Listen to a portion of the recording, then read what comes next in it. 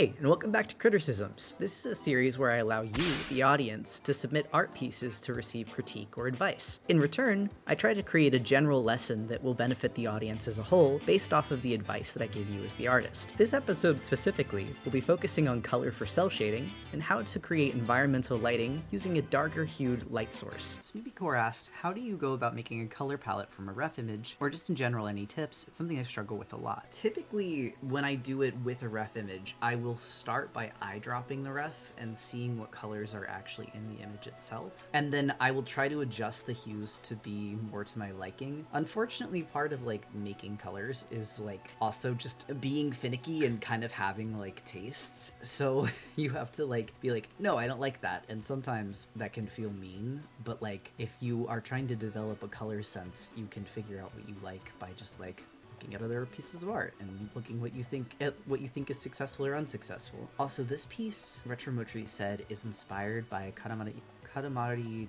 Damacy, which I can see. I actually am not going to change much about the actual base yellow that you use for Jirachi, but what I am going to do is change your shading color, because I think that it's actually kind of flattening Jirachi a bit. So one thing that I'm going to point out here, the kind of shiny pattern or shines that you use on Jirachi is giving it almost like a rubbery texture, which is fine if that's something that you were intending to do, but for Jirachi specifically, I think that Jirachi kind of feels like it's probably skin. So instead of having these really shiny glistening highlights, you're gonna have harsher single highlights that stand out. One of the things when you have this really light yellow is that sometimes highlights will get lost. So what you can do is take a more saturated darker color, which seems kind of counterintuitive to doing a highlight, bear with me, and have almost a ring to the highlight. I don't always like doing this, so I might undo this, but this is something you can do. Truly,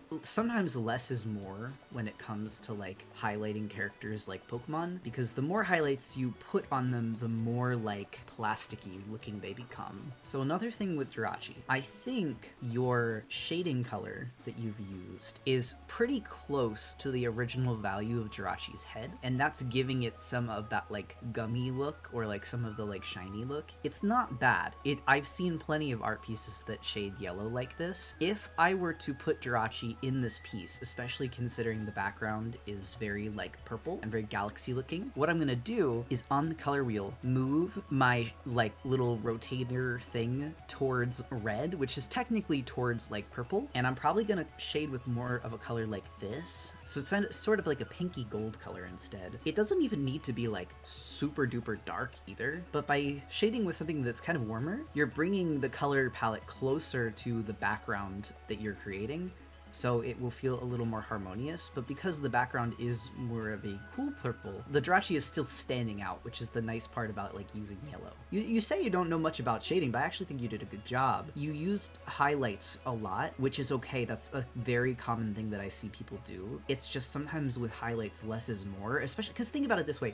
A highlight is where the light is the harshest. It's at the point at which whatever light source you have is hitting that thing enough to change the color of the surface. And so while you don't always have to have a real world light source in mind, sometimes it's just does this look good? If you have too many highlights, it can stop looking like a highlight and just look like visual noise, especially because this character is in space, and while there might be twinkling stars, having that on the brightest part of the character would mean that the lights would have to be so bright that the character would just be blown out. There wouldn't be highlights anymore, you would just have no shadows. A general rule I also like to use is that the darker the color, and also the more reflective the surface, the more you're going to use highlights and vice versa. Hence why it's recommended to use darker skin tones dark to light instead of light to dark. Yep, I actually super agree. I super duper agree with that. And I'm gonna pick the background colors.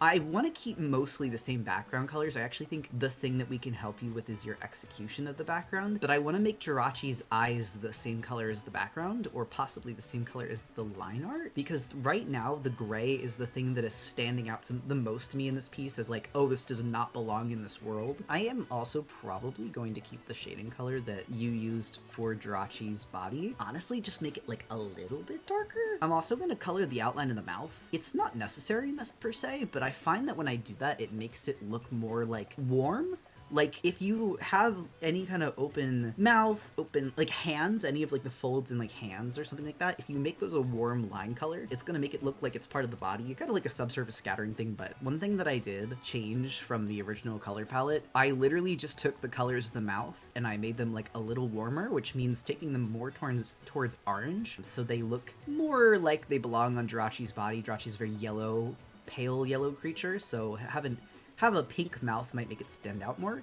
It is still pink, but it's more of an orangey pink now. Next, we're gonna do the yellow, or like the white, or like eggshell of the body, I guess. I didn't change the main eggshell of the body. I kept that the same, similar with the hat. But what I did do is I changed the shading from being like this kind of pale yellow and made it more of a golden yellow. They're very, very similar. The only difference is that this is slightly more orange and slightly more saturated. My reasoning for that is because it'll help it stand out from the kind of purpley blue background. Because if you think about contrasting colors for a moment, while the purple of the background is a purple, it is also a very blue purple. So your yellow that you use in retrospect should be a very orange yellow, not a very lemon yellow, if that makes sense. I'm not going to change the way that you render the eyes, like I'm not going to change any of the shapes that you've used, but what I am going to do is use the colors of the background? No, I'm going to use the line art colors, actually. That might be really saturated, hold on. And then use the external line art color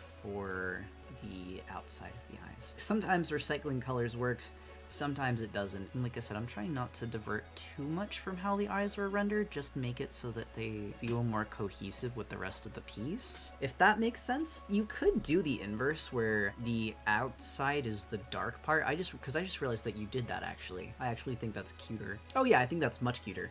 Okay, that looks good. The other thing that I could do for this piece is I could work on the background, but I feel like that is not going to be colors, that's going to be stylization. I actually think that the colors you use for the background are perfectly fine, which is why I tried to integrate them into the eyes, so it would kind of like work with the contingency of the piece. I actually think that you did a really good job. It was really just this electric yellow shading and then the overabundance of the highlights that I think was doing your piece a disservice. So the only thing I will say that's a little difficult about this is that I'm not going to be able to grab the line art out of the character, I think. So what I'm going to do is I'm going to quickly sketch the character just standing, and then I'm going to put a quickly little sketched background with the elements that they have in this piece to show how I would make the character both feel cohesive in the background but also stand out from it. I think this captures all of the colors that are in the character's main color palette, so it won't be too hard to translate this. First and foremost, one of the things that I'm seeing is that your line art color throughout your piece is not the same. This is okay, but one of the things that's making this character feel kind of muted in comparison to the background is you used a green line art for them and you used a black line art. First rule of thumb that's pretty safe is that you want your line art color for things to be the same, or alternatively, if you don't, the things that you make different should be the background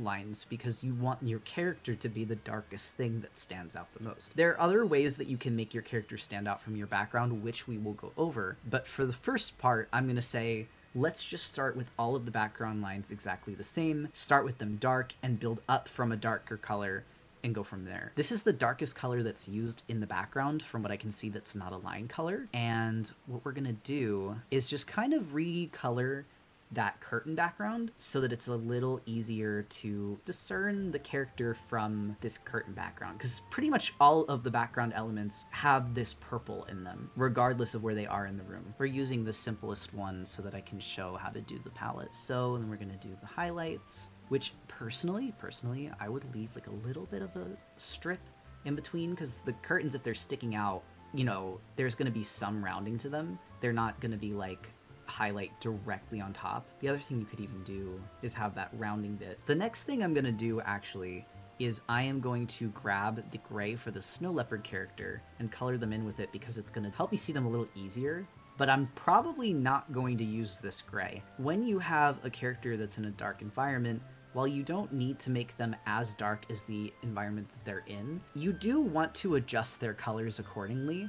And one of the things that I'm seeing in your piece, Potato, is you're trying to get this light, this kind of like ultraviolet, like purpley light that's hitting the character, but it's not reading as light so much as you've just painted color on top of them, because their body and like the base of the character is not dark enough for it to read like light. In order to do that, you need to make the character themselves darker and then have the light be the highlight that stands out from the dark color palette. And it would make them darker because if they're in this dark room and the only light source in the room is that purple light, they're probably going to be very similar in tone to the background colors. Interestingly, when you have a character that is in a environment that is lit by a single color light, what's going to happen is that even the spots of the body that are not being hit by that light are going to be tinted that color because the light itself is bouncing off the different surfaces in the environment. So let's say you're in a room that's completely pitch black,